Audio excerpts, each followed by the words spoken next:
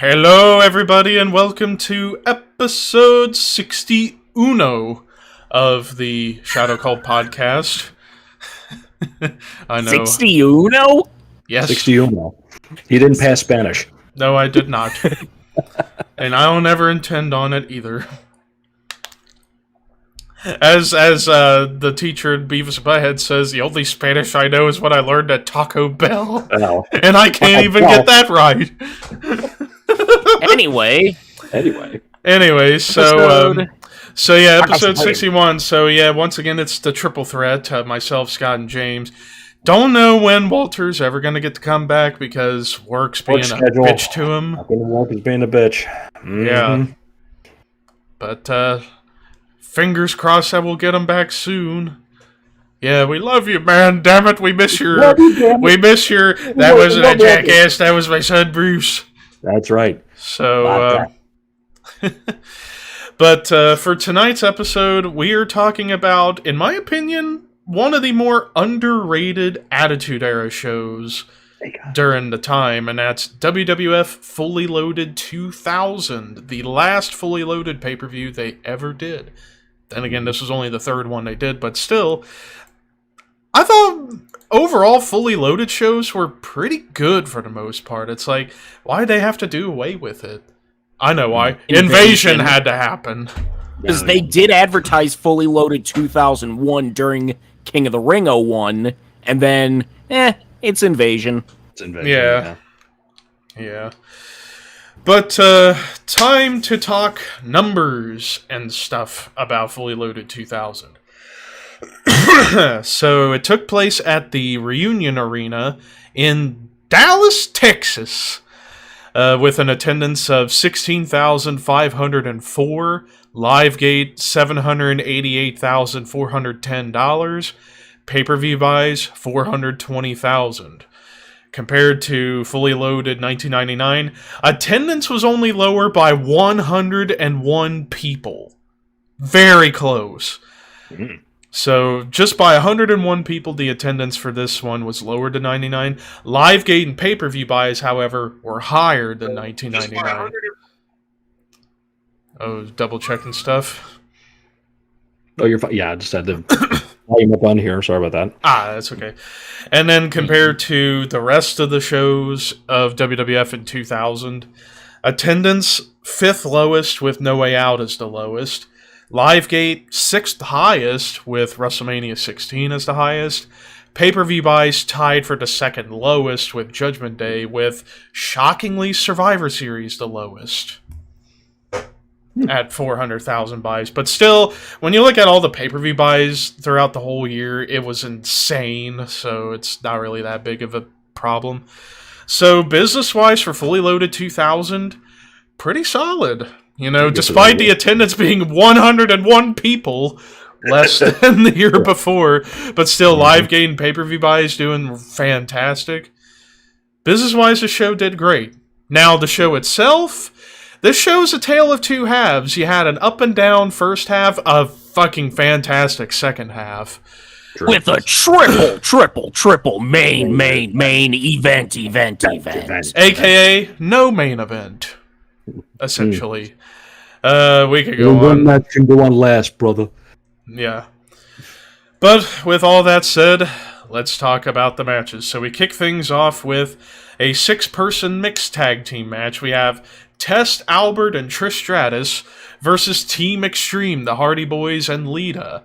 Now, even though this was a 6-person mixed tag, the story was Lita versus Trish. After all the shit they had done to each other over the past few weeks heading into the show, including on the Go Home Raw, Trish and Lita on a ladder, and Trish shoves Lita off and she goes through a table. Which, for the time, that was crazy for the time, because you never really saw the women take bumps like that. First ever time a woman fell off a ladder. Oh, dear Lord, we need to publicize this shit. Always. But gotta sell it, man. Gotta sell it. This is also, this is the beginning era of the Trish and Lita feud. Mm-hmm. They're both very green going into this match. You can see that. Sometimes Trish has a little babe in the woods look in her eyes, trying to figure out what the spot is next. But, they get through it. very, very stupid spot done in this match between Matt Hardy and Albert, where they do the test of strength thing, and Matt's on his back, and he does the thing where he pushes Albert off so he can springboard himself onto the second rope. He slips, doesn't even get proper footing, then gets to the top rope to do like that spinning around arm drag thing. It's like, why? For what reason were you doing that, you dumb mother? Go back to knock up your fucking wife again, will you? Jesus Christ. Oh my 20 plus years in the past. Uh-huh. Oh man. No, it's just like irks me, that kind of shit. It's like, you fucking moron. Anyways, aside from that little conundrum, I thought this was a pretty good opener between these two teams. Granted, Tess, Albert, and the Hardys were the ones doing the heavy lifting in this match, but whenever you got Trish and Lita, crowd went fucking nuts when they got into the ring. Well, I mean, what do you expect? It's two hot women. Exactly. True. But it wasn't even 2000 Trish. at the time, yes, but it's like when Trish came in that one point near the beginning when they're setting up the pace of the match, and Trish comes in, and when they fucking tag Lita near the beginning, the fucking crowd comes right on their feet. So that tells you right there how over they were, and they carried on through the match. Indeed, did a good job of that. I would have. We'll get to the finish here, but in a minute. But there's one thing I would be like, I was not like, oh come on, when we get to that. But yeah, and speaking of the finish, after the Hardys and Tess and Albert are fighting on the outside, and you got Lita and Trish fighting it out inside. Lita hitting her great moonsault. 1, 2, 3. Team Extreme defeat Tess and Albert and Trish. Now, what was you gonna say? Well, first of all, let's also acknowledge that Lita hits the moonsault beautifully. Because let's face it, Lita with the moonsault, it was a hit or miss, and she missed a lot more than she hit. Let's be honest here. But so she hits that perfectly. But it's like right after they win. I understand, it's like blast her and get the heat back. But it was the opening match. It was just there to establish the girls. You didn't need to do that, I think, right away when the match was over. I think they could have held off on that and done like a backstage segment or something to get their heat back. But nitpicking on my part. But in the end, Team Extreme defeated Tess, Albert, and Trish in 13 minutes, 12 seconds. So after that, we get one of the funniest parts of the whole show. Undertaker on the bike, driving it through the arena, through the locker rooms, trying to track down Kurt Angle because they got their match later. And this went on up until their match all night. Taker trying to look for Kurt trying to get the fuck away. We'll talk more about that when we get to that match. But also, we get these other segments where Stephanie's getting flowers sent, and Triple H is like, I didn't send flowers. Well, who did? Let's look. Who sent flowers? It says it's true. It's true. It's Kurt Angle. It's Kurt Angle, but Stephanie doesn't believe him. But evidence there. It's true. It's true. Damn it. Bugger. But the payoff to that came later, where Triple H is trying to find Curtsy. Kurt, are you the one sending these damn flowers? Turns out, no, it was Jericho messing with him the whole time. Just trying to play mind games. Mind games. Always you and me, baby. It's a deadly game. There you go.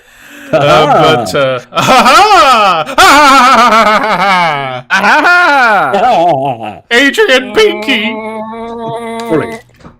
Bully. Are you having a bully day?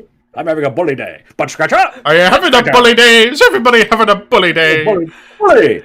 Thank God we live in this time. Anyway, so moving on to the next match of the show. Back on subject? Yeah, back on subject. So next up, we get Taz versus Al Snow. And the only thing about with this match was they showed clips of Taz going around attacking whoever the fuck he wants. Because I don't know what they were setting up with Taz up to this point. Where he was just going around attacking Kane, attacking Rikishi, especially. I think it was a way to try to shoehorn him into the Intercontinental title picture. just because of what happens later on in the show. Yeah.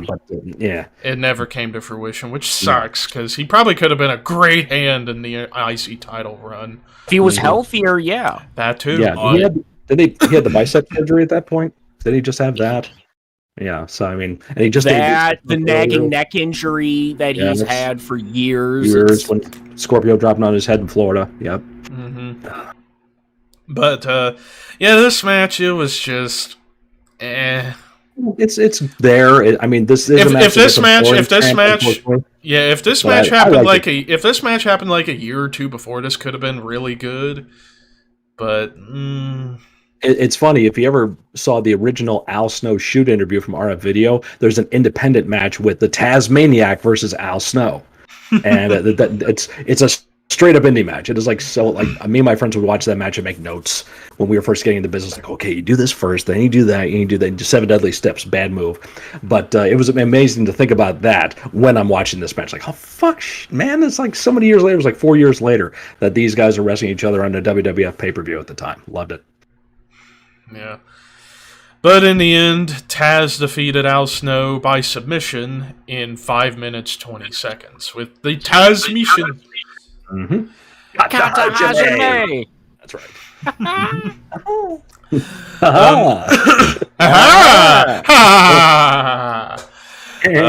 Moving on to match number 3, the first of 4 championship matches on the night for the WWF European Championship. Champion Eddie Guerrero with Chyna versus Challenger Perry Saturn with Terry. Solid match between these two. Not as good as it probably could have been. No, it was not. God, what the fuck was wrong with Perry in this match? He is off his game.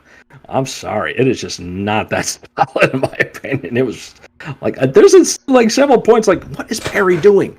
What were you on, Saturn, at the time? You're not. What the fuck? Crack?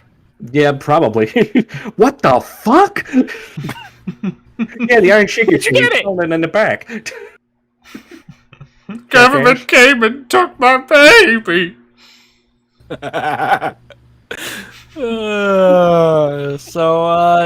Moving along. But I mean, Scott may not have enjoyed it. I thought it was okay. Nothing incredible, but incidentally, this is the 3rd match in a row that has a moonsault. Yeah, that kinda... It's all D'Lo's fault. But the first time somebody did a swing and a miss. Yeah. Because Perry didn't connect with it. But it's like Lita hits the moonsault in the opener, wins the match. Al hits the moonsault in the second match, doesn't win. Perry misses the moonsault in match 3.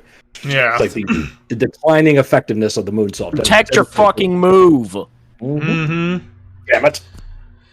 Something wrestling needs a lot of nowadays. Oh. If I'm going to use this, don't you fucking use it later on. Hold on. Yeah, there's the horse, and the barn is way over there, so sorry, guys. Jackass. But then we get to... I'm just going to keep doing that all night. So then we get to the finish where Terry comes back out, and Perry uses her as a shield, but Eddie's like, I don't want to hit a lady. Kick to the nutsack, thrown back into the ring. And there you have it. Perry Saturn defeated Eddie Guerrero to become new European champion in 8 minutes, 10 seconds. Ooh. And then another gag that was going on before the next match. One of my favorite Edge and Christian gags of all time. They're trying to get out of their match coming up next by Christian faking food poisoning and convincing Mick at first, only for Mick to show up and check on him and then sees Christian acting weird. Oh, I'm totally throwing up in here. You guys are like so totally busted, man. So because of that, we get to, well, before the match, we get a skit in the ring with Edge and Christian talking about JFK and Dallas and all this stuff. And then it leads into the next match, match number 4, the second of 4 championship matches for the WWF Tag Team Championships. Champions Edge and Christian versus challengers, the APA, Farouk and Bradshaw. APA come out. Bradshaw cuts one of his most impassioned promos I think I've ever seen him cut. Holy crap, he was on fire. Mm-hmm. Yep. Put over the hockey team, put over the Freebirds, and everything about that. So yeah. It's just too bad after that the damn bell had to ring. Good Lord, this match sucked. Jesus Christ. Ugh. It really kind of felt more like a squash. Yeah, it felt like a squash. It's like APA had the match won, but then Christian with the belt shot on Farouk. Yep. They brawl after the match regardless. So yeah, not only a bad finish to a bad match, but good Lord. Which honestly, now looking back on it, the fact it was Reunion Arena in Dallas, Texas, that is so a heel Freebirds finish. So I will bet you that Michael Hayes fed that to them to do that night. Whoa, hey, I got an idea. Knaves. Why don't we do this? That's Bruce. Yeah. Doop. But in the end, APA defeated Edge and Christian by disqualification in 5 minutes 29 seconds. So the first half, like I said, really up and down for me. You started off with a really good opener, then you had a man match, then you had an okay match, and then you had a terrible match. But now we get into the second half where things really pick up in a big way. Kicking off the first half, we got the third of 4 championship matches. So, third of 4 championship matches. A steel cage match for the Intercontinental Championship. Champion Val Venus with Trish Stratus versus Challenger Rikishi.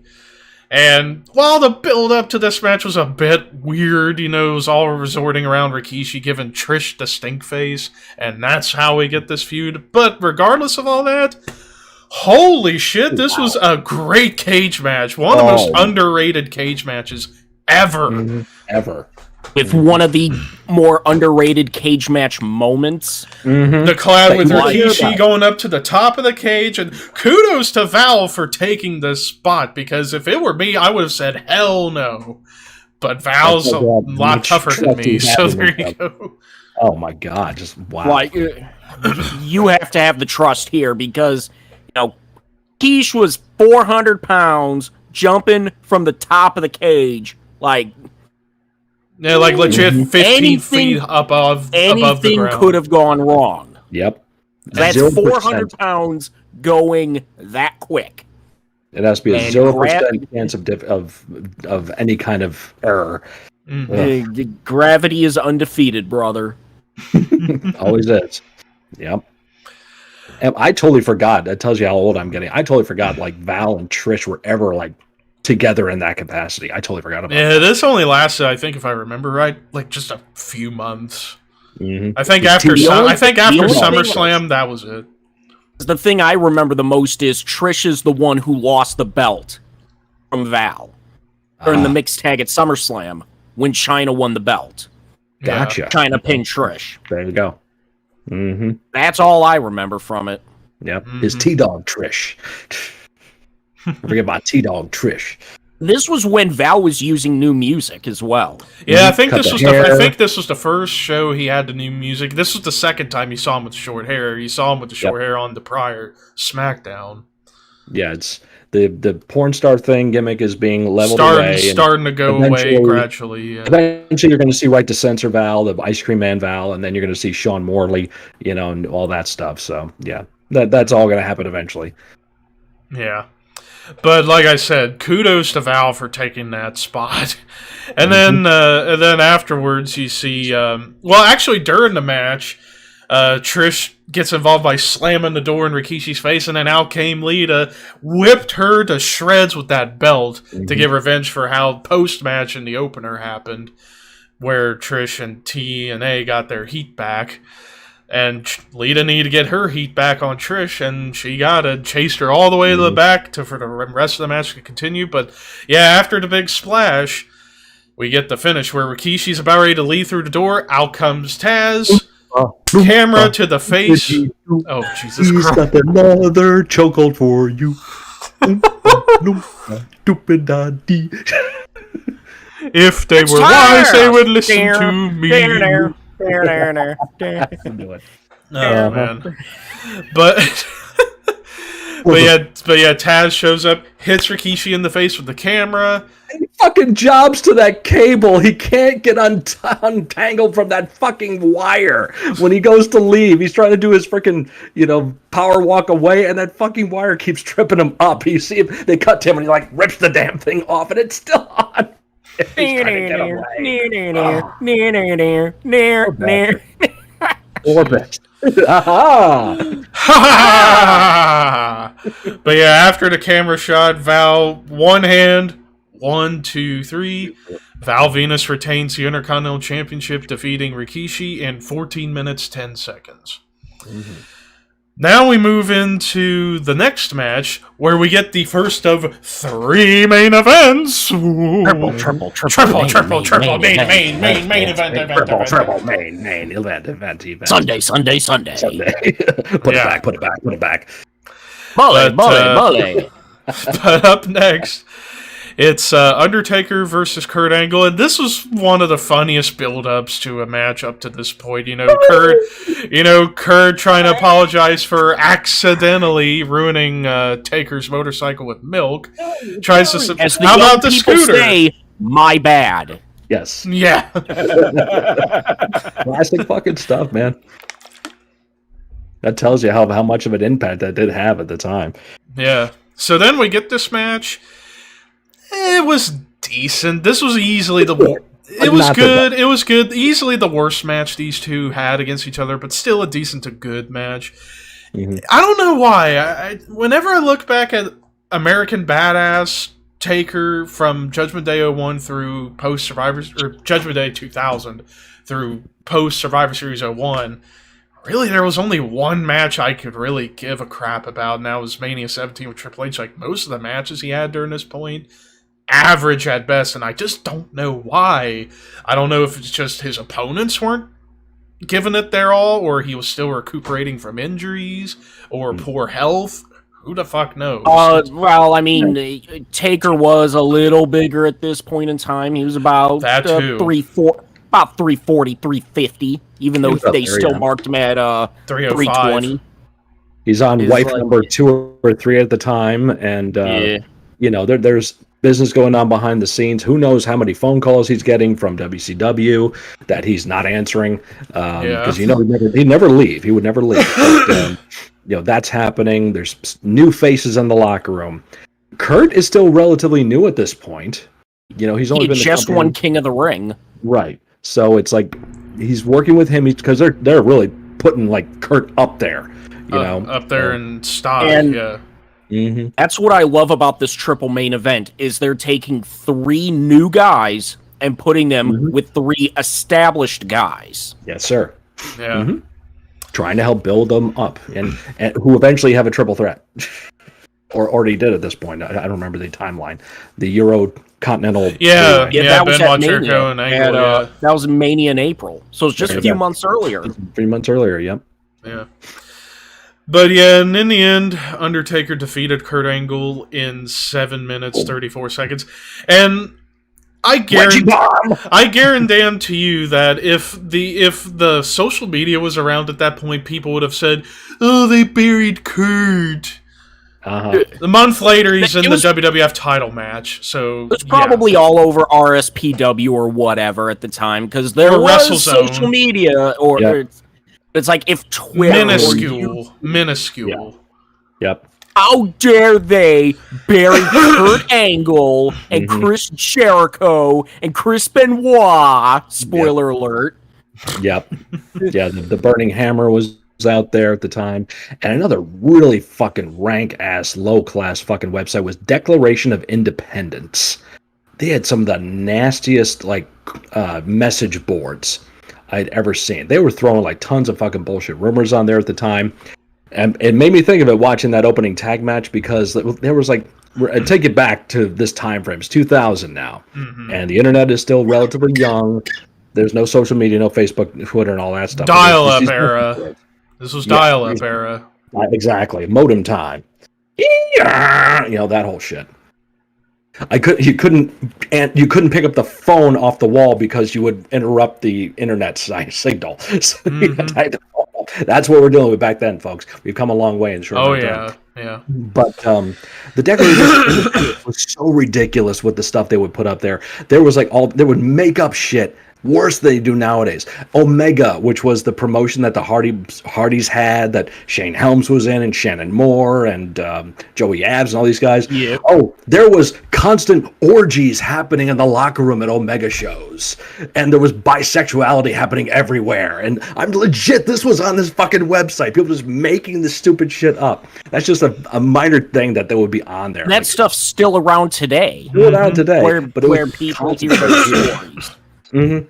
This is where those stories start. This is probably where the story of like Stephanie McMahon and Macho Man started.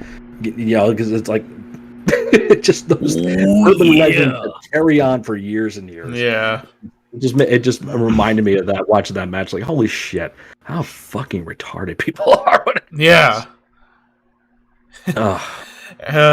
Ain't getting no PC out of us tonight with that. Nope, I'm sorry. But don't be sorry. Don't be apologetic. And that's one thing we should go through one time. I remember years ago this list of wrestling rumors and urban legends. Yeah.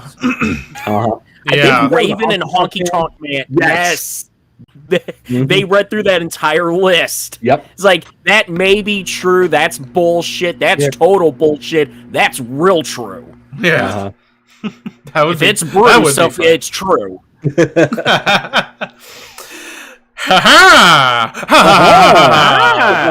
Moving on to part 2 of the triple main event, the penultimate match of Fully Loaded 2000.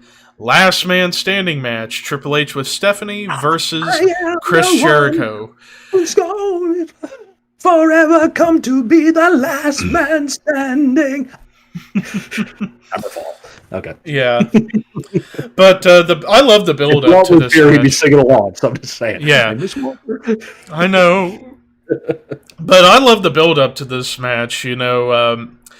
One thing they didn't show in the promo package was what happened post WrestleMania when Jericho got that one win for the WWF title before giving it up later on in the night. Mm-hmm. But they mostly focused on what happened at King of the Ring when Jericho kissed Stephanie, and then we were off and running to a brutal build where they just wanted to kill each other. And especially a couple weeks prior on Raw where they took the sledgehammer to him in more ways than one. And the story of Jericho having busted up ribs heading into this match. And we get the match. Best last man standing match I think this company ever did. Holy shit, this was amazing. Wow. Great storytelling. Jericho selling his ass off in this match, milking those 10 cuts for all they're worth, and Triple H fucking gushing. Everything he fucking does in this match, too. And Stephanie playing her part, doing great. I love how there was that one where Triple H is going for the pedigree. They cut to Stephanie. Yeah! Bump the referee. Low blow. Cut to Stephanie. Great timing. Great facials and everything else. You know, just on point. Everybody in this match. It's weird to see kind of Jericho in this match because he's really like generic babyface Jericho. You know, he's not Rockstar Jericho. He's just, not. Come on, baby! Exactly, doing all that. It's like Lionheart, Chris Jericho style kind of thing, except better. Yeah. Mm-hmm. But like. And I just love this, like you said, the subtle moments of like Jericho milking the 10 count, Triple H being cocky, doing the top rope thing he used to do in his Hunter Hearst Helmsley days. Mm-hmm. And then whenever Jericho would start moving, Triple H would be like, "You motherfucker, stay down, damn it!" And then just keep wailing on him. Of course, the one thing that I would say was that I know a lot of people would be confused by, why were they doing submissions in this match? That's another thing, too. It's like, what? Yeah, like the abdominal stretch and then the walls of Jericho. I mean, some people may argue it's to try and weaken them, which I guess I could understand that, but still. It even looks like to that point too. It looks like the referee is checking on them, to see if they want to give up. It's like, no, what you don't do that in this match. You're supposed to tell them there's no submissions, which he did, which Kvlt did say to Triple H when he had the abdominal stretch. He did tell him there's no submissions. Yep. But it's one thing to have it in the match, and it's to weaken your opponent, like I said. But the referee has to sell it properly. Yeah. If he doesn't sell it properly, then it gets confusing. If a ref looks at you like, no, what are you doing? What are you doing? And he's like, shut the hell up! Come on, you need to do all that stuff. Fine, but the referee's like, what do you say? What do you say, boy? What do you say? Hey, boy, you want to give it up? Taking the rope break and the rope break, but doesn't even affect anything. Which that visual of Triple H grabbing a rope and the blood just gushing before getting pulled back in, that was a cool visual. Only for Stephanie to pull Jericho up about to slap. Nope, you're getting the walls, bitch. Only to get hit by Triple H, and then we get to the finish where a back suplex off the timekeeper's table through Lawler and Ross, because the reason why they couldn't do through the Spanish table is because earlier in the Saturn Eddie match, Saturn fat ass broke it. Yeah, Saturn clotheslines Chyna thinking she'd go over the table, but no, it broke. He hardly touched her, but just the way she just hit the point on that table where it was ready to go. Where it was ready to go, even though she was supposed to roll over. Yeah. We ruined something for later on. Screw it. Just use it on Lawler and Ross's table. It'll be fine, damn it. And it worked. Don't tell Lawler, Ross. That's the other thing, too, we have to deal with in this fucking show is Jerry Lawler commentary. Oh, God. Fucking horrible. But yeah, and then I love how they tell the finish afterwards, where they're both down. Jericho, they sell like he knocked his head off the chair into the floor, and Triple H is slowly stirring, and right as soon as Kvlt says 10, goes right back down because he's like, oh God, thank you. Yep. But great job. Fucking one of the best matches of this time period. The best last man standing match. Jericho was buried because he lost. Yep. Wow, that guy was hung. Or as Honky Tonk Man would say, nah, he wishes he were this. That was Robert That was Robert Fuller style right there, man. It drags on the ground when he takes his pants off. But anyway, the they call him the Tennessee Stud. That's right. Geez. Exactly why they call him that. That's a shoot, brother. But Triple H defeated Chris Jericho in 23 minutes 11 seconds, which now gets us into the main event, the fourth and final championship match of the night for the WWF Championship. If The Rock gets disqualified, he loses the title. The Rock defending against Chris Benoit with Shane McMahon. Interesting build, Benoit and Shane making Rock's life hell after King of the Ring, and Benoit showing off his more aggressive side. And correct me if I'm wrong, James, but wasn't this during the time when Shane had that short-lived group called The Conspiracy at this time? It was like a short period of time where it was Shane, Benoit, Big Show, and a couple of other people. It did not last long, but... That's why I didn't even remember it. Wow. Yeah. Oh, God. But forgot to mention, too, that earlier in the night, Shane's challenging The Rock to a fight. Rock shows up, and then you get Benoit on the Tron ripping apart and soiling Rock's expensive shirts. And Rock, you can see in his eyes getting big, like, oh, you're fucking dead now, man. And I love how they built this match up in the promo package, where Rock, he's just so pissed off that Benoit just keeps making his life hell, to the point where Foley's like, I got a feeling you're probably going to lose your cool, so I'm going to have to make it to where if you get disqualified, you lose the title, because I want you to Which is a weird win. I really hate that stipulation for baby faces. I can understand it for a heel champion who constantly gets disqualified and stuff, then you add it. But for babyface champion, Yeah. Mm-hmm. But aside from that, we get another great match here. I mean, great match. Yeah. Very few times you saw Rock and Benoit one-on-one, but when they were on, great chemistry between these two. Unbelievable. Like, this match was For me, I mean, it's a forgotten gem for obvious reasons, but in the It was Attitude a Era, litmus test. it was a litmus test for Benoit, see if he could hang in the main event, and he sure did prove himself. It's just a shame that after his neck injury, it took a while to get him back to that path. But besides that, yeah, I fucking love this match, you know, and like people want to say, oh, The Rock could only work against a technical guy and all this, that. He could work his ass off with anybody. Come on. And Rock played his part well. Benoit played his part. Even Shane played his part well, being the little bastard who just wouldn't get the fuck away. And now, it'd been a long time since I watched this match, so I'm thinking in my head with the stipulation, I bet you Rock got disqualified, but Foley decided to swerve us and fix the stipulation. Turns out that was not the case, so I like how they did it. So, Rock is distracted by Shane, Benoit's distracting the ref, Rock is down, Shane hits Earl in the back with the chair, and Rock hits Shane with it, but Earl, as he's coming to, as Rock's got Benoit in his crossface, after Rock tosses the chair, Earl happens to catch him with that, and then rings the bell, and you're like, oh shit, did The Rock just beat Benoit with his own move?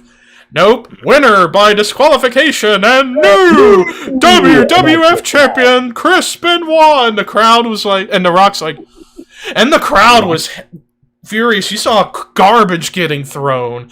And then, as Benoit and Shane goes up, Foley's music hits, and then Foley's like, I didn't see a disqualification. Let the match continue. Didn't see a disqualification. This is the first of 2 times they did a dusty finish with Benoit winning the title. They would do it a couple months later in the 4-way at Unforgiven. Yeah, with Rock, Taker, and Kane, yeah.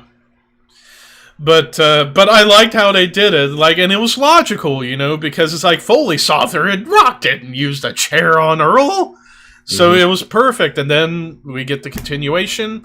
Rock bottom, 1, 2, 3. The Rock defeats Chris Benoit to retain the WWF Championship in 22 minutes, 9 seconds. And then one other thing I want to mention.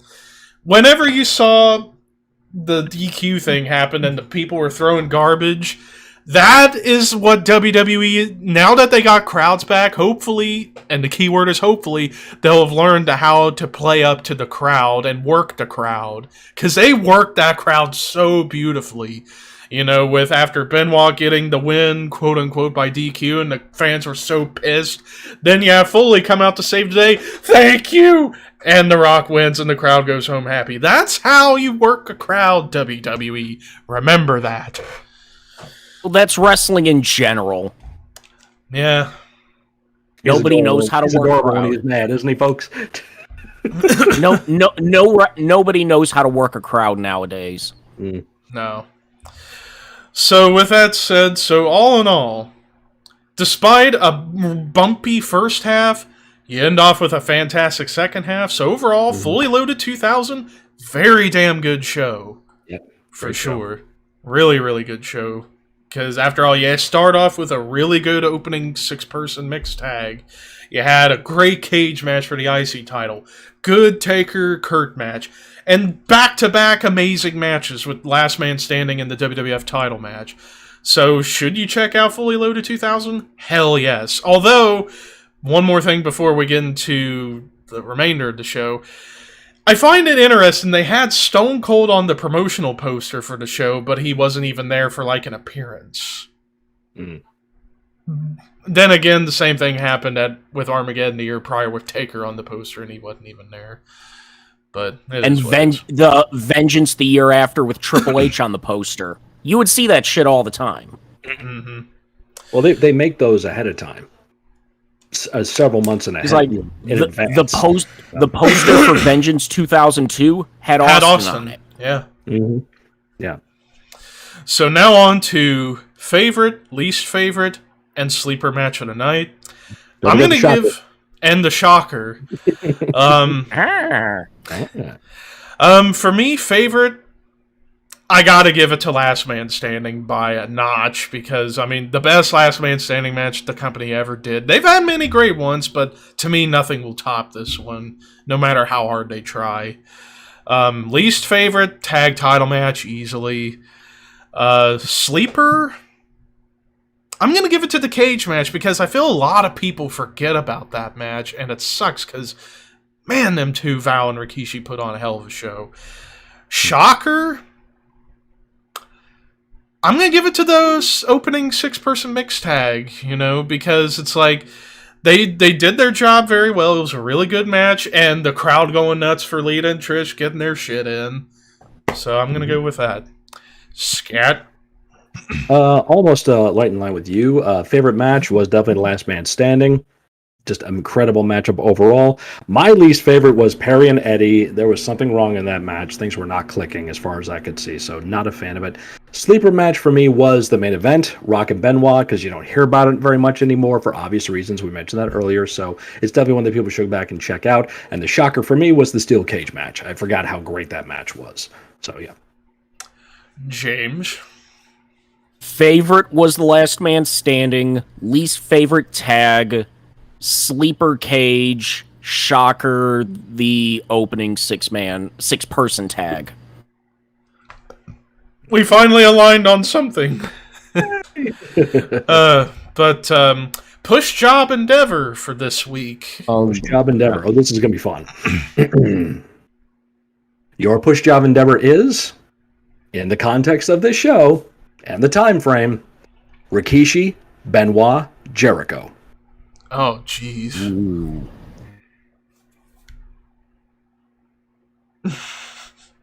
I wanted you to think of this one. I wanted you to think on this. I had another one written down like, this one's too easy. I need a hard one here. I need a fucker right here. I got an idea. Job for me is easy, but the push and the endeavor is the hard one. I need time to think on this. This point, okay, I have mine. Okay, let's hear it. Push Jericho, job Rikishi, endeavor Benoit. Interesting. Interesting idea on that one. I got an ideal. I mean, Rikishi was the easy job one because, he would lose so much, but he was still so popular. So, Yep. But the push and the endeavor was the hardest one. It's like, one, yeah. You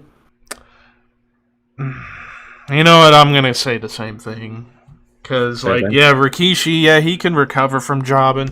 Jericho is on the rise. Yeah, you could say Benoit was on the rise too, but I mean, Benoit, I guess you could endeavor him to let him take some time off and then bring him back later in the year when he does get the Intercontinental title from Billy Gunn, and then run with him from there. So there you go. Because, I mean, really, after the stuff with Jericho and the 4-way at Unforgiven and the match with Triple H at No Mercy, didn't really do anything until he got the IC title by the end of the year. So, yeah, I wanted you to think on that one. And even though I wrote it down, I was like, push any one of them. The hardest ones are where you can push any one of them, job any one of them, and endeavor any one of them. And I agree with James' logic that Rikishi is the easy job guy because he can just put guys over but still shine, keep his shine, and keep doing that. Pin me, pay me. Just do all that stuff right there. And Benoit and Jericho, you could swap either way. You could push Jericho, endeavor Benoit, or vice versa, because they are so parallel with each other in their careers.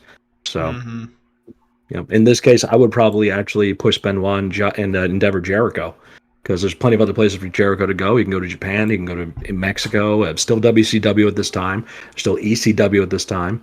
So, there's places there that you can just go for a few months and maybe come back later on and do another run with Triple H or whatever again. I mean, you could say the same thing about Benoit as well. Yeah, exactly. Go to other places. Very, very parallel. All right. So I'll give you the other one I wrote down. That's much easier if you want me to give that to you. If you want to. This is the first one I wrote down. Perry Saturn, Albert, Al Snow.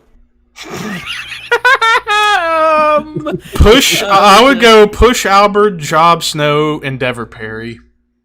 Mm-hmm. That's it. That was super easy.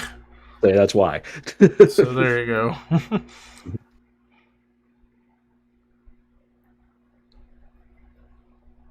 James is a thinking over there. No, I don't really. I like. Oh boy, but There's but somebody now, off a cliff. okay, Alicia Fox and Paige. Wow.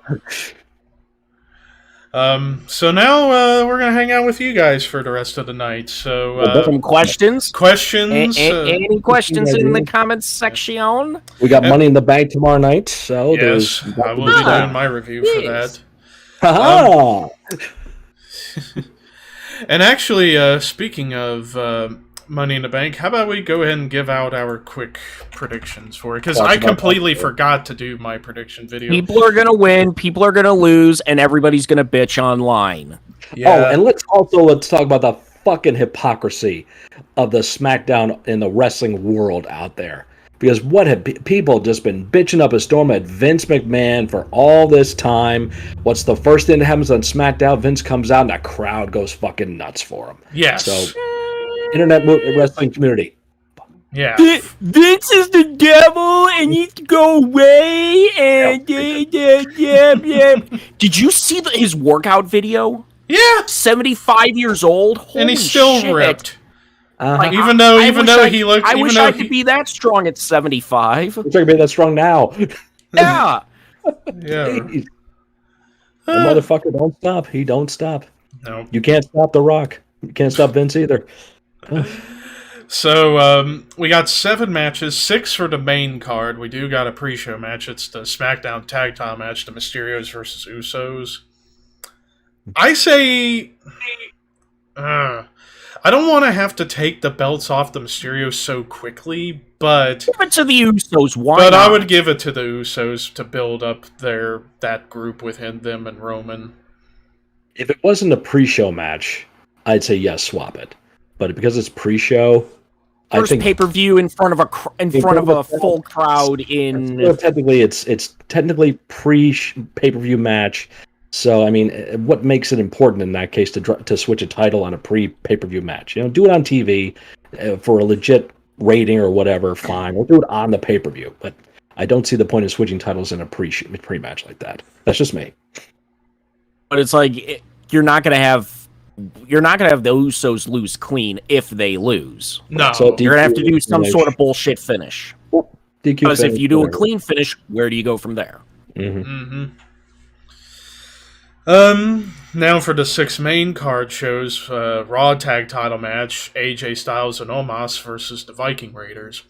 AJ Omos, I say, yeah. retains. Mm-hmm. I like the Viking Raiders, don't get me wrong, but the momentum AJ and Omos have right now, keep that going. And see, that match feels like the pre-show, and the Mysterios Usos feel like A main Main pay-per-view. Yeah, yeah. Mm-hmm. I definitely agree on that. Raw women's title match, Rhea Ripley, Charlotte again. Rhea retained, get Charlotte.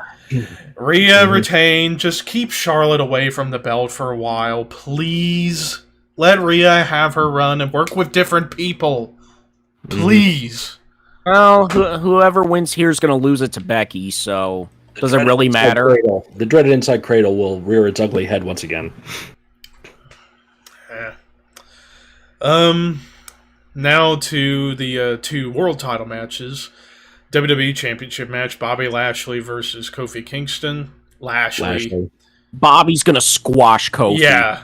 Mm-hmm. It's going to be less than 5 minutes. Yeah, not as bad as Lesnar did, but Yeah. No, but it's going to be like a 5. Kofi will get a little hope spot, but That'll Bobby's be going to it. speed him. Yep. Yeah. Universal title match. Finally, we get the one-on-one Roman Reigns versus Edge match. This should Roman's be fantastic, retaining. but Roman retaining. Roman. Yep. Yeah. It's going to be a great match, yes, but yeah. Roman's keeping it. So. Now for the tougher matches, the Money in the Bank matches. First, the women's one.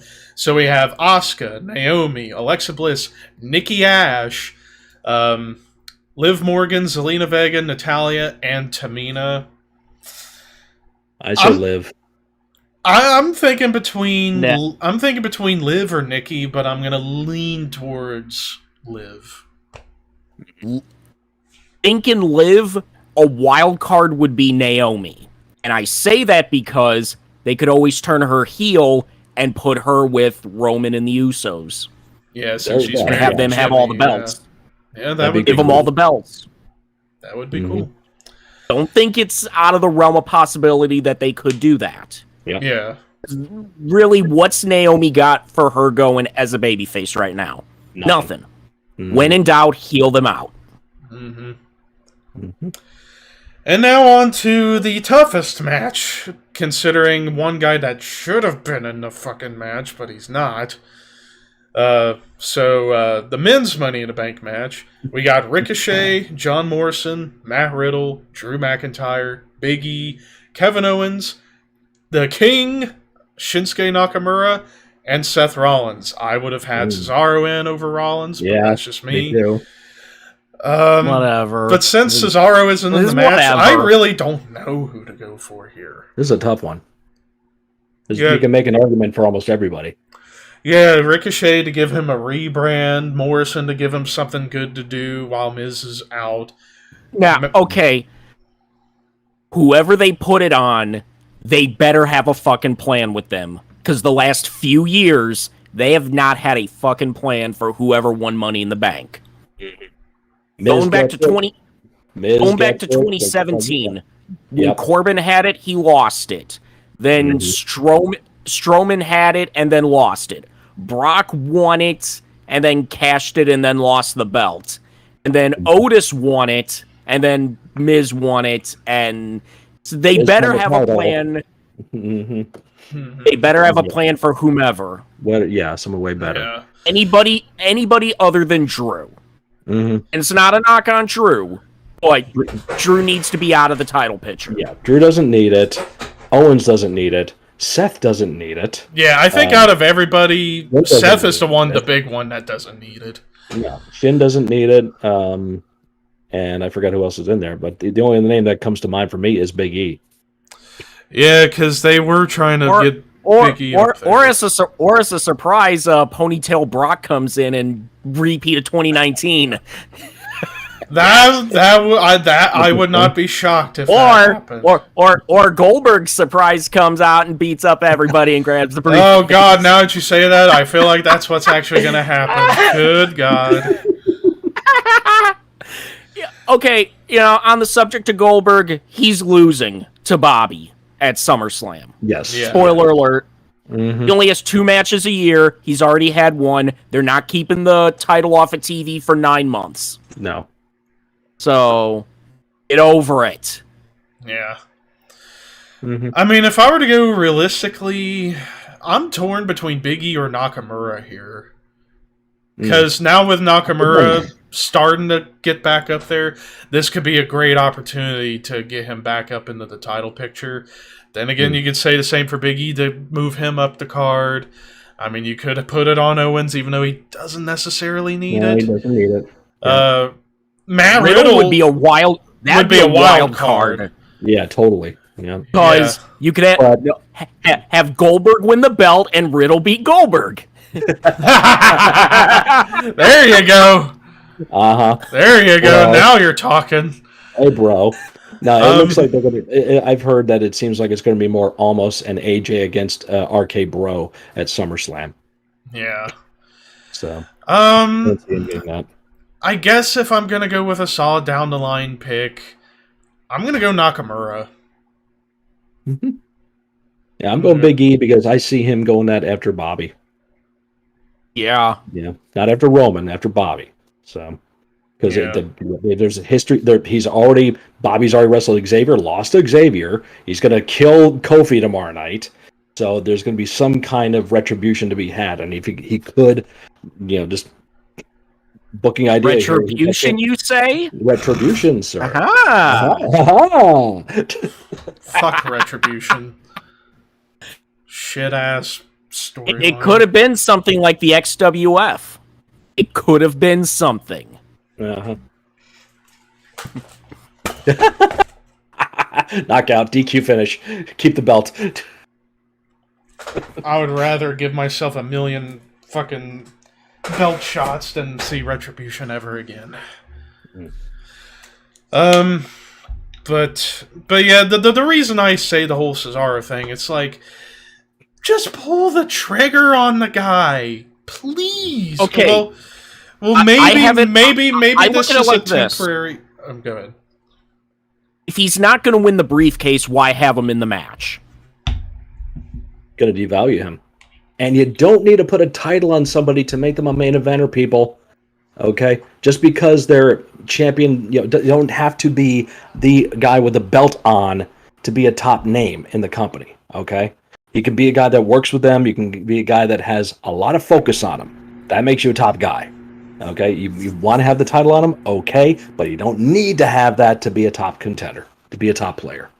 Because seriously, in the last over decade plus, the world title all across wrestling has felt like a participation trophy. Oh, this person has to be champion. This guy gets it. This guy. You get a title. You get a title. Everybody gets a world title. Yep. Well, yeah. Well, the big conundrum. Back in our day, well, the big only conundrum. Specific people were champion. Well, I was about to say, the big conundrum with the whole participation thing is the fact that we have to constantly have multiple world titles in the same company. Mm-hmm. And, like, I remember the video you did, James, like, 4 years ago, I think, where you brought up a good point. That.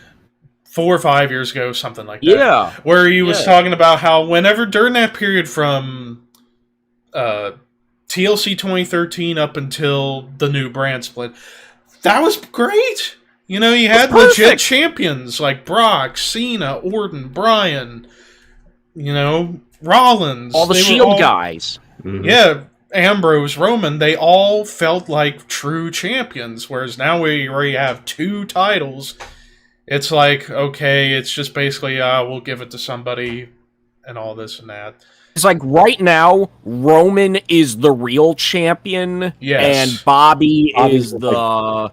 He's the like, no disrespect, Bobby's doing great with the WWE title. Right. Like, but Roman... He's the head of the table for a reason. If you can actually view the company as 2 separate brands, but if you can see that, you see that the right guys right now have the straps. They're both doing great with it. They're the best they've ever been in their careers at this point right now. But if you look at it as one promotion, one company, Roman's here, Bobby's right here. Like, so if we're going to look at it, the old days, Roman's the WWF champion, and Bobby's the Intercontinental champion. Right. Mm-hmm. That's the way it legit feels like. That's how they're treated. Yeah. Even though Raw is the major brand and the blue is the bitch, it's more like that. Like SmackDown's on Fox, and they're looking at that as the main show because that gets the most viewers right now. Right now it does, yeah. Yeah. Now to go through questions we've gotten. Arthur Jones or AJ Cool on Twitch, he says, who was hottest for Fully Loaded? Trish, Lita, Chyna, Terry, or Stephanie? Honestly, on this show, Stephanie, personally. I thought Stephanie looked fantastic on this show. I thought Trish was hotter. Maybe Trish during the cage match when she wore all black. I think actually Stephanie was the second worst looking of all. Chyna looked the worst, and then Stephanie looked really hot. Terry looked real good with her ding, ding, at the end of that match. And quite cold in the arena. Yeah, very, very chilly in Dallas, Texas. Who knows? And then like Lita was looking really good, and Trish was looking really fucking good. So yeah, I go with that. Well, I mean, Trish in those days always looked good. I mean, yeah, hashtag mom bod now. Wow. Jeez. Fuck. 50. We're talking about Vince at 75 looking great. Look at Trish at fucking 50. Trish is the definition of MILF. Total. I say What's up, Trish? the ringer, but whatever. Of course you do. Fucking suck ass. Everybody your kids through college. Trish, if Trish wasn't married, you'd have no chance. Just like the rest of us. we could all dream. In the dreams, dreams are wonderful. Aren't they great? I still remember sitting in Madison Square Garden when she was inducted in the Hall of Fame, Prego, and she fucking put over her husband. Yeah. And he stood up, and that whole audience booed him, booed Ron. And I'm like, wow, there's a lot of guys here who think they could have been a much better sperm donor to Trish. Hey, we can all dream. Yeah, good luck with that. We've all had our dream wrestling girls. Yes. Mickey James for me. Mm-hmm. I'd say nowadays Scarlett Bordeaux. Tori Wilson nowadays. Like, holy crap. Yeah. Like that. Early Sunny before she became a drug addict. Yes. Which, by the way, she's back on OnlyFans. Oh my God. There's an indie show happening not too far away from me in a few months that she's supposed to be at. Signings. Yeah, we'll see if that actually happens. And Victoria, man, my God. Yeah, Victoria was an early one for me. Stephanie was also up there when I was Stacy. like 7. Stacy Keebler, Stephanie was definitely one there too. Who else was there? There's been so many over the years. Arthur said Kelly. I never looked at her like that. No. Maria Canales, in some respects. Back then, yeah. Nowadays, not so much. No, but she's got the kids now, so. Ricky and Chad, what's up? He's asked about. He asked with David Hart Smith. He came back in a dark match yesterday. So what do you think he will do? Go to NXT or put him on the main roster? Honestly, I'd say NXT. Put him in NXT, and he can. They did an interview with him, and he put it on WWE.com. It was on Twitter and all that stuff. So I think he's going to be main roster. Well, let's clarify. We can't really call it main roster because you get all 3 shows on 3 different nights at the same time slot. So it's really not 3. Although it's being moved horizontally. So. I do think there could be a chance that maybe he goes to UK and he's the one to beat Walter. That would be cool, actually. That would actually be really cool. Now that I think about it, yeah. Because when you look at all the other guys up in NXT UK, there's not really anybody that really matches up to Walter physically. He's a once in a decade kind of physical beast. Mm-hmm. And he's the guy that can beat Roman.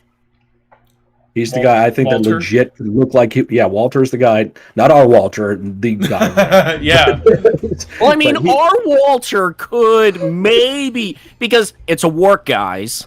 It's a work, guys. Yeah, exactly. It's a work, brother. But don't work yourself into a shoe. That's right. Bang, bang. But there definitely is, I think, Walter, UK Walter, have to clarify. Yeah. Could be a guy that legitimately you could say, yeah, he can beat Roman. Mm-hmm. So I think that's my take on that. So but I hear that Walter doesn't want to come to America. He doesn't want. I mean, if they want him here, he's going to be here no matter what. But right now, he's happy where he is. He's successful there. He's got his spot. I saw the thing that he broke his hand right now, so he's not clear to wrestle. Whatever that's about. Because he was supposed to have a rematch with the Russian kid there. Oh, Ilya Dragunov. Yep, and their fucking match was amazing. Oh, that was. How you can have a match like that in front of no one? Think about that. I mean, people had to give wrestlers a lot of leeway over the past 16 months because to get psyched up and wrestle somebody in front of no one ain't fucking easy. You try it and tell me how it goes. They put on one of the best WWE matches all year. All year, yep. Past few years. Just the intensity in that one, and they have to go completely on their own adrenaline and psych themselves into it. There's no energy feeding off it. So much respect for those guys, be able to do that. And the women, too, they've been doing it, too.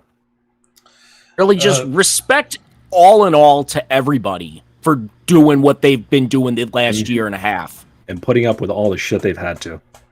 All the questions, all the fear, and everything else, they'll still go on and do that. So it's not fucking easy.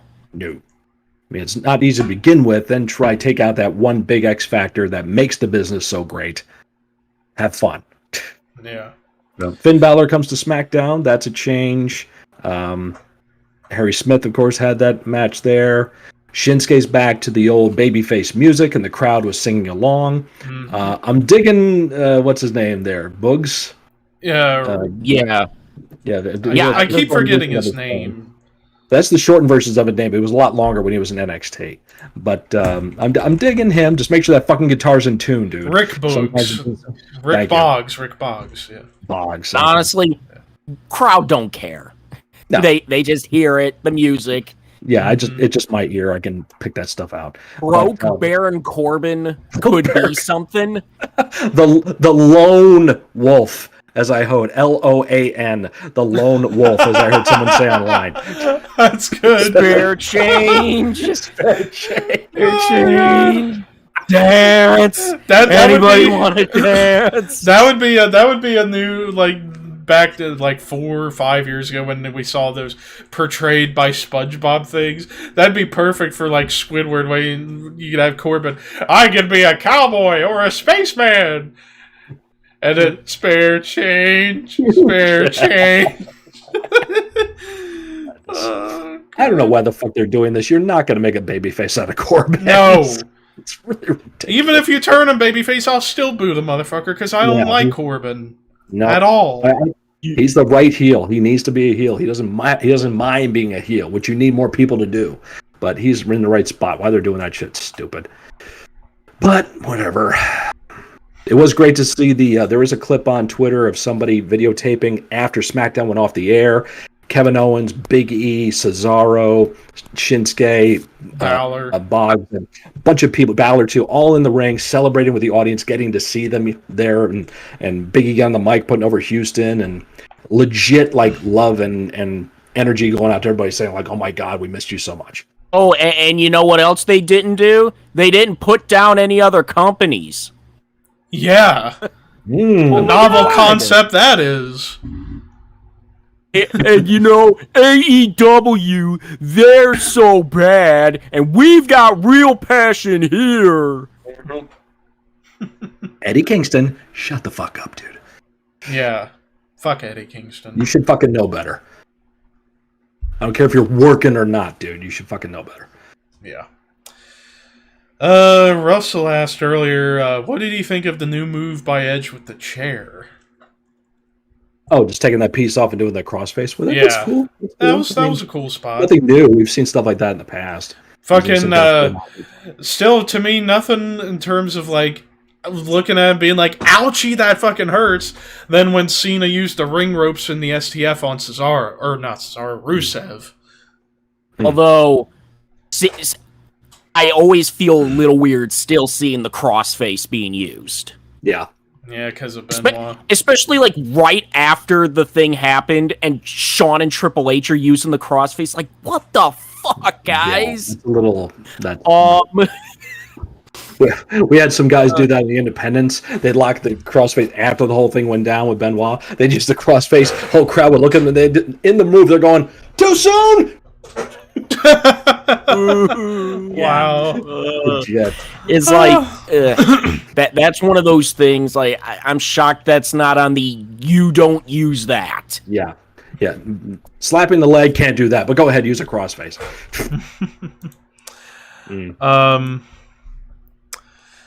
And Arthur said, and Cena did it on Umaga too. Yeah, in that last man standing match at Rumble 07.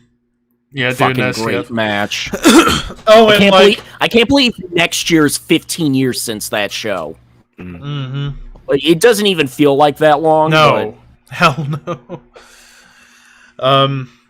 But I may have talked about this briefly in the past, but I'll say it here. So back when I used to think whenever Cena would do the STF, it's nowadays whenever he does it, it doesn't look painful at all. But I know the real reason why he does it the way he does it was because if people go back and watch Unforgiven 06, the TLC match with Cena and Edge, when Cena did the SCF with the ladder in between himself and Edge, and he was wrenching it so hard it knocked Edge the fuck out. And I feel like because of that, Cena's like, ugh, maybe I shouldn't wrench on it. But at the same time, you don't necessarily have to wrench it, but Cena, fucking lock it in, you motherfucker! Or don't use it. Yeah, or don't use it. If you can't do it properly, don't use it. Incidentally, we love doing this too. Did you notice in the match we just watched with Rock and Benoit, Rock can't do a sharpshooter for a shit, but he hit the figure 4 perfectly. Yeah. Did it better than Flair. I'll never forget. Hey guys, try to make sense out of that, people. Yeah, never forget people. Bret Hart on Twitter going like, "I have a lot of respect for The Rock, but I'd be more than happy to teach him how to apply the sharpshooter on properly." Right. I can do the better. I can do a better sharpshooter than The Rock. I have done a better sharpshooter than a Rock. I have too, actually. I did it in a ring, dude. Okay, did not try to deny it. I still did it. I've even taken a sharpshooter and it hurts like a bitch. I actually did it in a match, okay, so relax. Anyway. Don't give that look. Have you ever taken a bump? Yeah, have you? Yes, I have, actually. In a ring? In front of people? Maybe not in the ring, but on the cold, hard ground. And you haven't taken a bump. Anyways, though, but yeah, it's like I do see when Cena. It's like the problem is he just straightens his arms, so it's like I guess people could say he maybe puts pressure on their ears with his arms, but it's like, but here's the thing that makes it even worse. Occasionally, he does it right.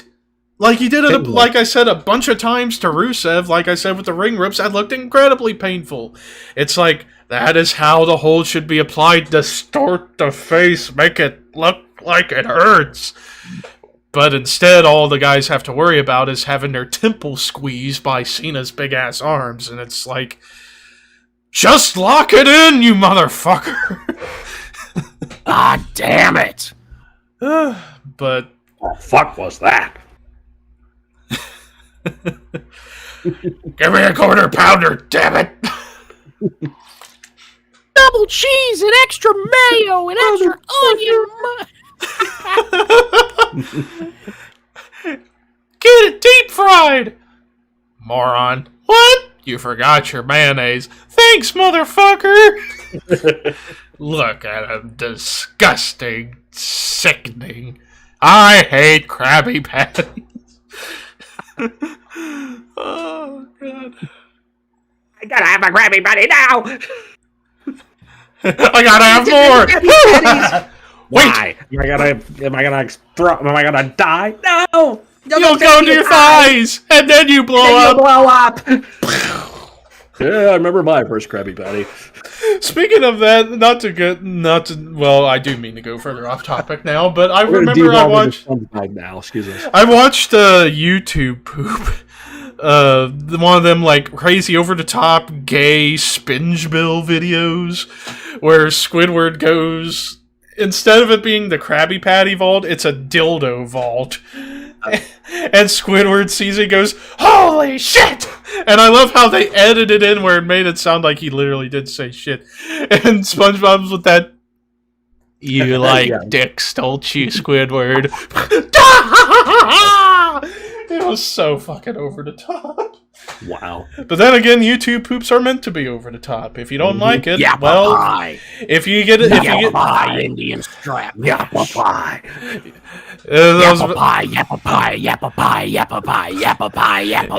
poops are meant to piss people off. If you get easily offended, well, then shut your frickin' ears and get out. You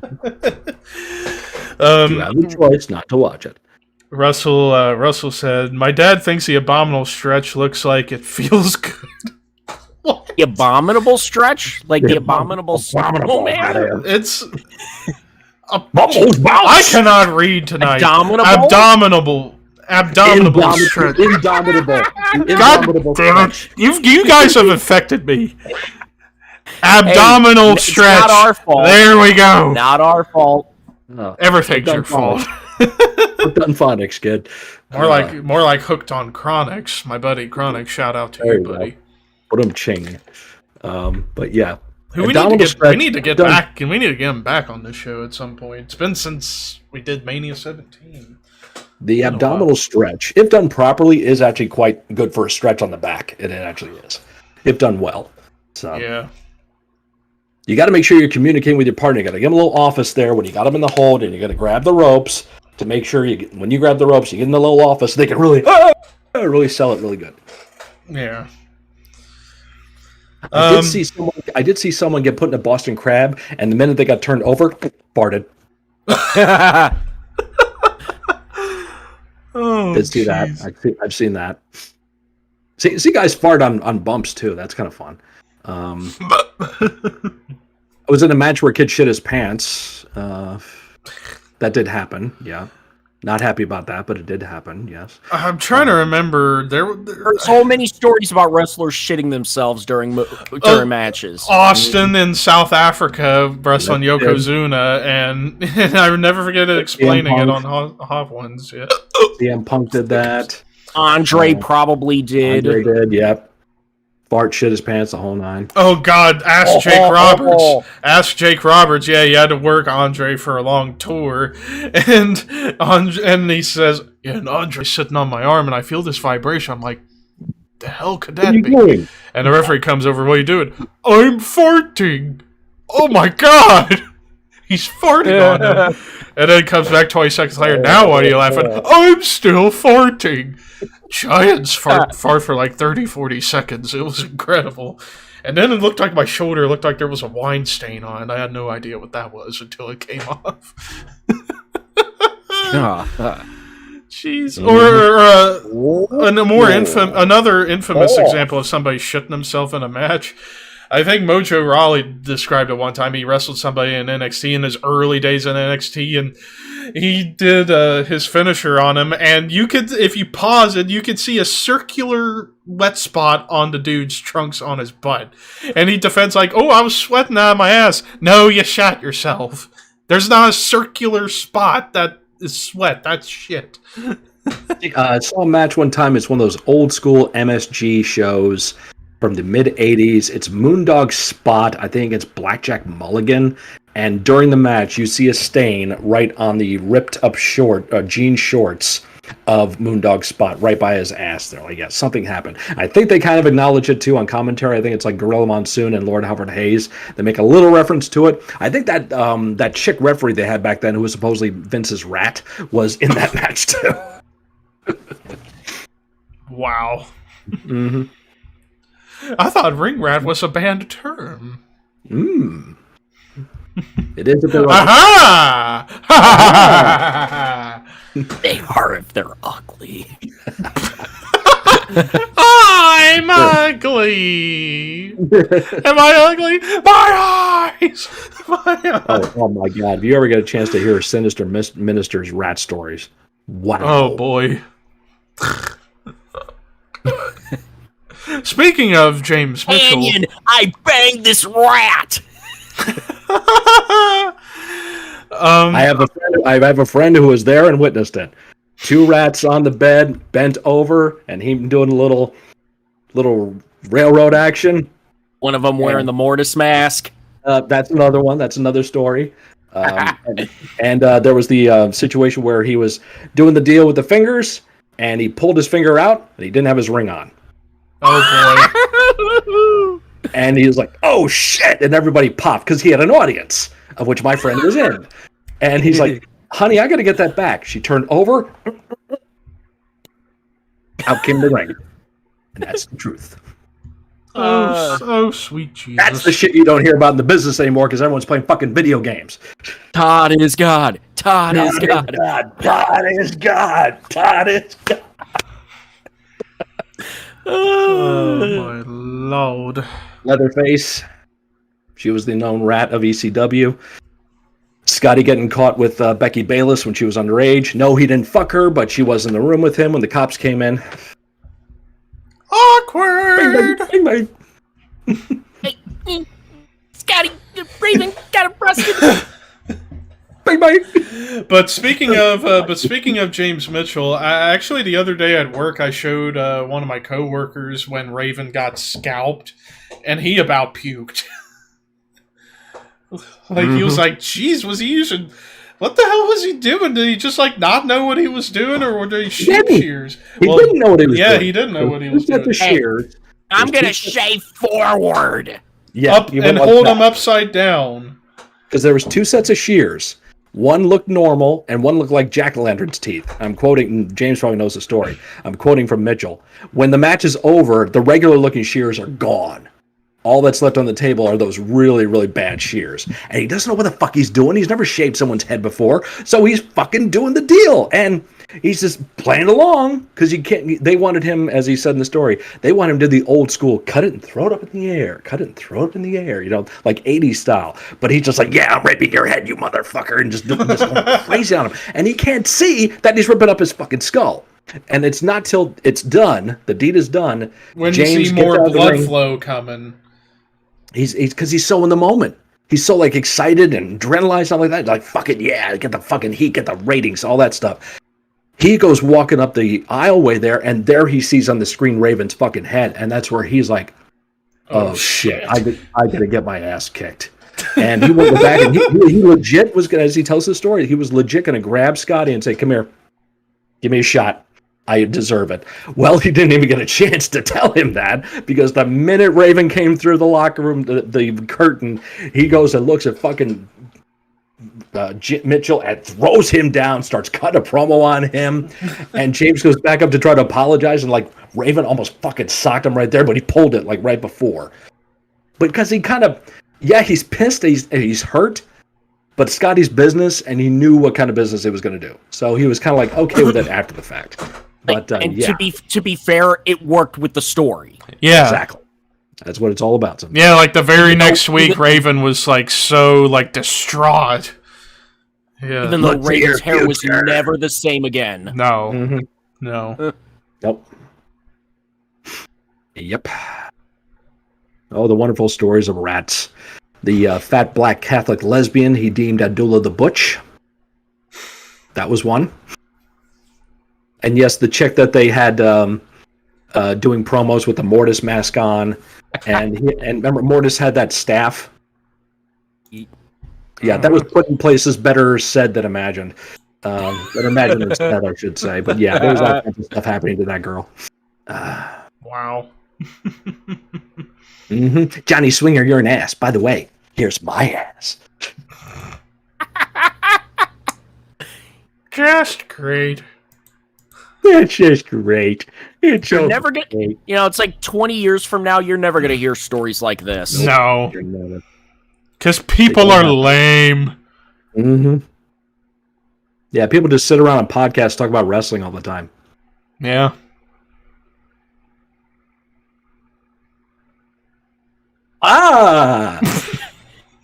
We were buried in this company, and they screwed us. But we're not going to get any better. We're just going to sit and bitch. Thank you. Bitching and whining and bitching and bitching and bitching and bitching. Yep. By the way, if people know, Scott and I were twins tonight with Motorhead shirts. Just to say, we're all representing at you because you cannot see James. We can, by the way. Everybody out there, you don't have the special glasses or the contact lenses to see James. We can. You can't. We're cool like that. But I'm wearing legit Motorhead. James is actually representing Triple H, and Levi has the amalgam of the two. He has the DX Motorhead shirt. So yes, We're all representing tonight. Mm-hmm. And it wasn't planned. It just happened. And in respect to Walter, because he's Walter Ball, none of us are wearing underwear. Wait, you're not, right? Shit. And I'm free falling. Oh, God. Ballin'. Free balling. Free ballin'. Free the ball from work, damn it. Yes, damn it, yes. Hashtag free the balls. Let our people go! Let our people go! Let our ball go! Let our ball go! Let us take our ball and go home! Please! You jackass! Jackass. P-O-W-B-A-L-L.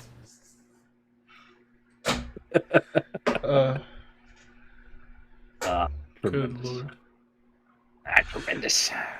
I one day had to go to work at a construction site last week, and they told me I had to use a jackhammer. And I told that jackass I'd rather give him a jackhammer than use a jackhammer.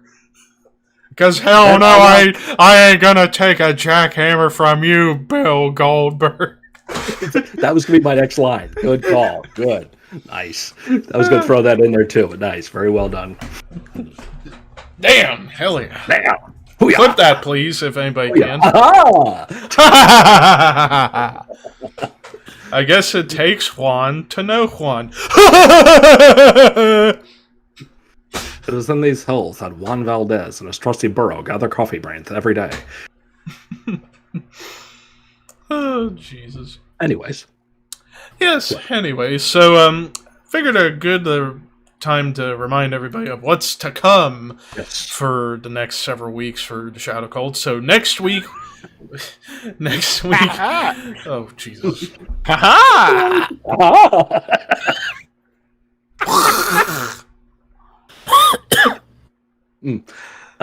That's the sound you make when you paint your walls white. That's right. Gross. Gross. No.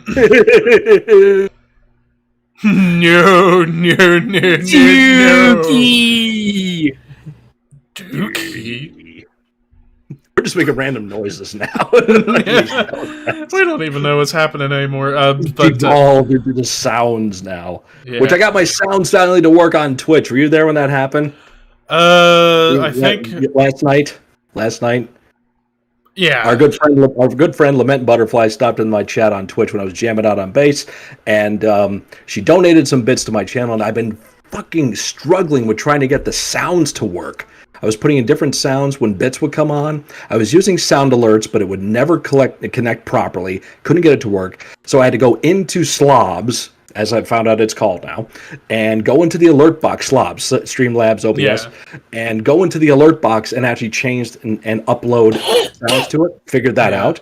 And finally, when she donated the bits, it worked. The sound I had in there worked. I was like, oh my God, I was so ecstatic. There's a clip of it on my Discord. I tweeted it out. But Jesus, that was so fucking frustrating trying to figure that shit out. And I've got new sounds in there too now for raids, hosts, subscriptions, and all that stuff. Hell yeah. Slowly but surely trying to learn this shit. Thank you also to Reanimate Her, who was trying to give me some pointers on that stuff too. So that did help. Mm-hmm. So the upcoming schedule. Next week, we'll be back for top 10 best baby faces in wrestling from 1980 to present day. Mm-hmm. Then the week after that, we got ECW Heatwave 1999. Then the week after that, the weekend of my birthday, we're doing a birthday bash for myself, as well as reviewing SummerSlam 2001. Then the week after that, discussion about gimmick pay-per-views, which ones were good, which ones were bad. When did they also become nothing but a massive cliche to have, and especially in today's wrestling? Well, cliches are cliches, and an ass whooping is an ass whooping. Then the week after that is our review of SummerSlam this year. Now, the end of the month is going to be questionable because there's a chance I might be on vacation at the end of August. But if not, we'll be back for top 10 best heels in wrestling history. If not, we can reschedule it. Yeah. Yes. And then for September, ECW Anarchy Rules 1999. Kurt Angle's and that's number 69, isn't it? Episode 69? Tonight's 61, so 62, 63, 64, 65, 66. It'd be 67. Oh, nope, okay. We gotta save it for 69. Yeah, because I thought we wanted to set up an ECW style pay-per-view for our number 69 show. We had to I remember. Yeah, we were gonna switch. Well, I remember now. We were gonna switch this with Fall Brawl 96. So it's Fall Brawl 96 at the beginning of September, and then The week after that, Kurt Angle 2006, where he would start in one place, end in another. Then Anarchy Rules 99 for episode 69. Then the end of September, Top 10 Tag Team Specialists. And I think that's a good note to kind of wrap things up. So, reminder, check out Fully Loaded 2000. Really fucking good show. But it's on plug Peacock time. for only $9.99. Yeah. So now it's plug time. First and foremost, most importantly, subscribe to the Shadow Cult YouTube channel. Get us to 100 subs before the end of the year, please. And we might possibly consider the chance of possibly bringing back Foo for the pay-per-view reviews. Yeah. Good Lord, I'm a poet and I bet I didn't know it. That's right. If no Foo, F you. Scott? You can find me on my YouTube channel. It's Mr. Scott. You also find me on Twitch under It's Mr. Scott, where I've become an affiliate there too. I jam out several times a week on bass to various tunes. Come up with some pretty cool jams as well. I'm also on Twitter and Instagram under It's Mr. Scott. I'm on TikTok too, but I hardly ever use it.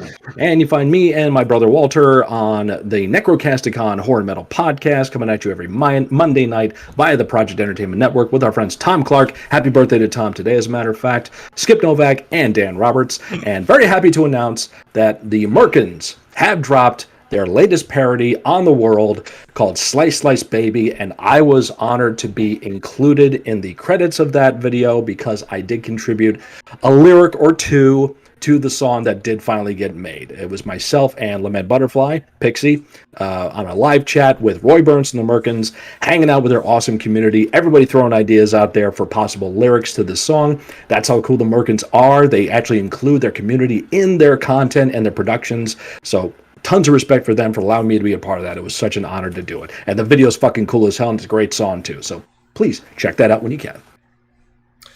And they'll be live on YouTube later on. Actually, in like 30 minutes.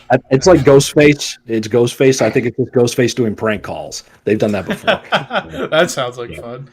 Yeah, James. You can find me on my YouTube channel at We Are Pro Wrestling, where this coming week I'm going to be discussing the Aces and Eights faction. Joy. And then, oh boy. Then the week after that, I'm going to be talking about Psycho Sid in the WWF. His many different runs. First as Sid Justice, then as heel Psycho Sid, then babyface Psycho Sid, and then heel, then face. Regardless, he was over every single fucking time. Yes. It didn't matter. Yep. So that's going to end the month of July, and you can follow me on my Twitter at WAPW_wrestling, where you can get all the updates on many different episodes. Yeah, this week's episode, I had it uploaded, then YouTube blocked it, so I had to delete it, re-edit the whole fucking thing, and then re-upload it. It's perfect now. Why was it? Just why because, was it? Because I was going to use Voodoo Child. Yeah. Oh. And they blocked it. Any appeal would have taken a few days. I'm not going to screw over my viewers because I have it up on Friday. So took it down. Just use generic NWO music. Put it back up. It fucking works. Yeah. I got blocked this week. I did a reaction to a song that was a reaction request from Arkham Gaming 01, and he gave me a video that I have seen other people do reactions to on YouTube, but the video I did got blocked. Probably because I didn't do some reactors do the deal where they watch a video for like 25 seconds, then they pause it, talk about it for a little bit, then they watch another 25 seconds. So they do that thing to break it up to try to fool the algorithm. I don't do that. I let it play through and maybe break every once in a while. But yeah, my video got blocked, so I had to go to my backup Vimeo channel. So it's like I only used maybe 20 seconds of the theme. Yep. And it's like, oh, you're blocked. It's blocked worldwide. Appeal, and it'll take about 72 or so hours. Whatever. I did a top 10 video one time way back, top 10 favorite managers, and every clip I used was like a generic clip with no like logos in the background, except one clip I took that has World Championship Wrestling, and because of that little clip that was like 10 seconds long, that video got partially blocked. For an image? For an image. Oh, wow. Okay. Yeah. No music was used, and it was just like, I just had 10 seconds, 12 seconds, not even, of the managers I wanted to have on there. Otherwise, just me talking. No other music, of any kind except my own generic stuff. But yeah, still got partially blocked. God forbid you ever talk about New Japan. They'll just fucking just take your shit down all. Yes, ask Dave Knows Wrestling about that. And then for me, you can subscribe to me on YouTube, ThrashManiac99. I'm almost to 3,100 subs because, like I said on last week's episode, I'm amazed at like the sudden surge of subs I've been getting over the past couple of weeks. I'm like 14 short of 2,000. Yeah, I'm close to 9.5K. Yes. Yeah. You can follow me on Twitter, even though my Twitter is dead, at ThrashManiac99. You can follow... It's not dead. Oh, it's been dead for years. It just posts up automatically that you like, I think. Something like that.